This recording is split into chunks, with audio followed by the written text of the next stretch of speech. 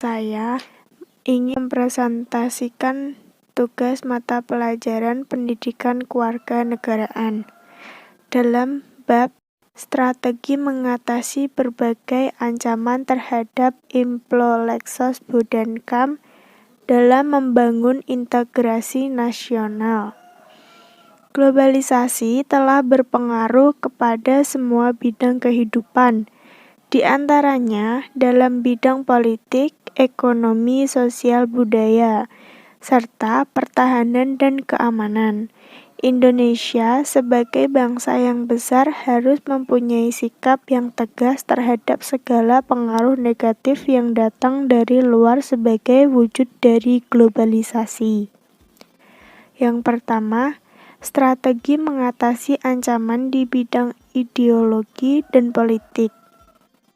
Ada 4 hal yang selalu dikedepankan oleh globalisasi dalam bidang ideologi dan politik, yaitu demokratisasi, kebebasan, keterbukaan, dan hak asasi manusia.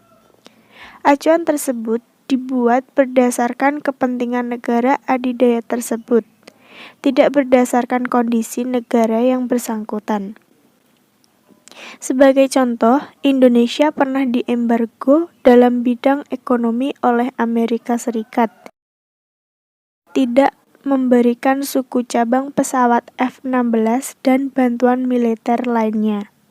Karena pada waktu itu Indonesia dituduh tidak demokratis dan melanggar hak asasi manusia. Sanksi tersebut hanya diberlakukan kepada negara-negara yang tidak menjadi sekutu Amerika Serikat.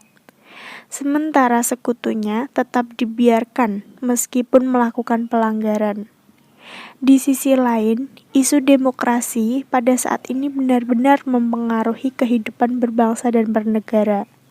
Akan tetapi, demokrasi yang diusung adalah demokrasi yang dikehendaki oleh negara-negara adidaya yang digunakan untuk menekan bahkan menyerang negara-negara berkembang yang bukan sekutunya.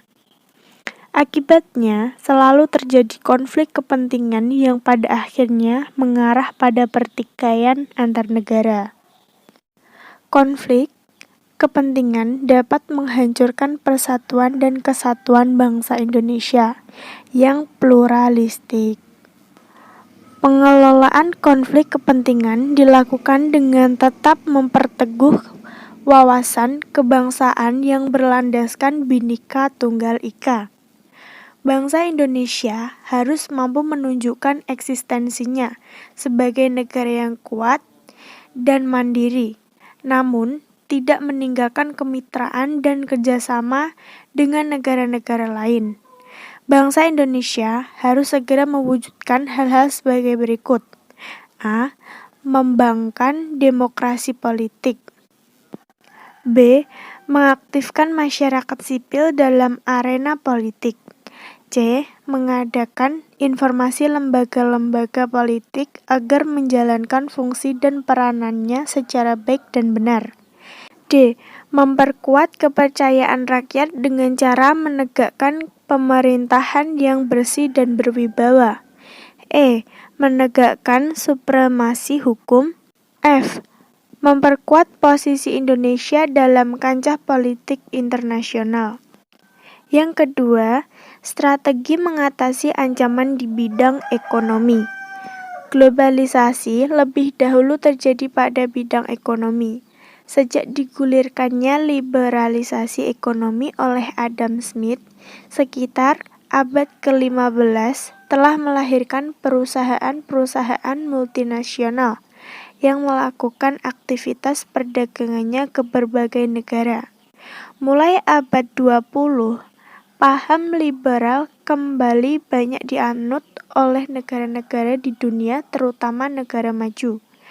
Globalisasi ekonomi lebih dikendalikan oleh negara-negara maju, sementara negara-negara berkembang kurang diberi ruang dan kesempatan untuk memperkuat perekonomiannya.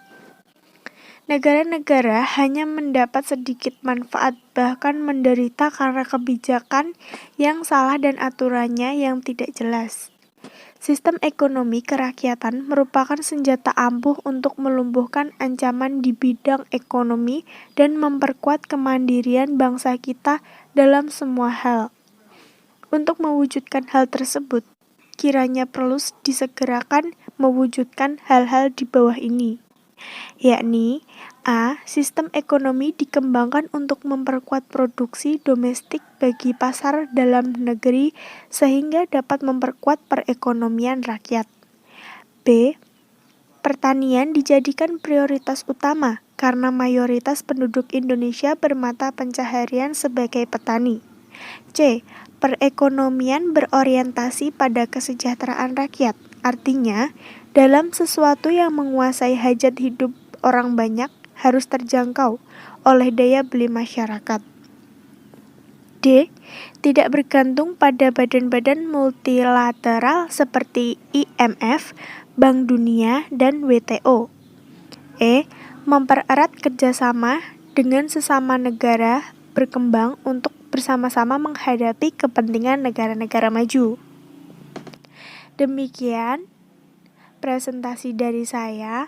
Bila ada kurang dan lebihnya, tolong dimaafkan.